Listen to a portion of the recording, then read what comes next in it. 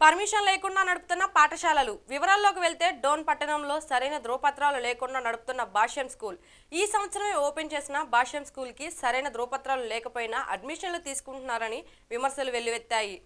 MEO ఆధ్వర్యం అధికారికంగా పాఠశాలలు సీల్ చేసినప్పటికీ మరలా ఓపెన్ చేసిన యాజమాన్యం అధికారుల నిర్ణయానికి విలువ లేకుండా చేస్తున్న వారిపై తగు చర్యలు తీసుకోవాలని ప్రజా సంఘాల నాయకులు కోరుకుంటున్నారు.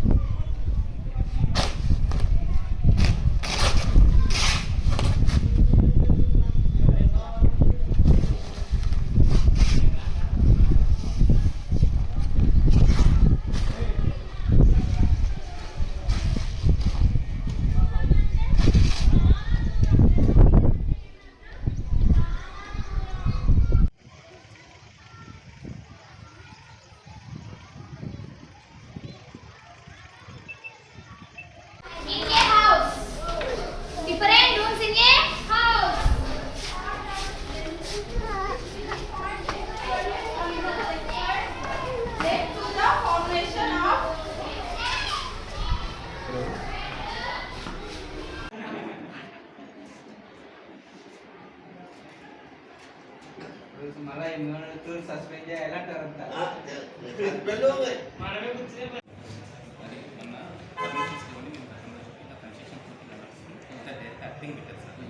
దాన్ని చూసి ఎంఈఓ గారు పర్మిషన్తో సీజ్ చేయడం జరిగింది. సీజ్ చేసి అది పేపర్ కూడా వచ్చింది సార్. స్కూల్ని మొత్తం సీజ్ చేసాము. వీడియోస్ ఎటువంటి పర్మిషన్ లేకుండా మీకు తెరవుతుంది. మరుసటి రోజు వాళ్ళంతా వాళ్ళు సీల్ ఓపెన్ చేసి మళ్ళీ ఇప్పుడు ఎంఈఓ గారు పెడితే అన్నీ ఉన్నాయి అని చెప్తున్నారు తప్ప మాకు ఎటువంటి ప్రూఫ్ ఆధారాలు కానీ వాళ్ళు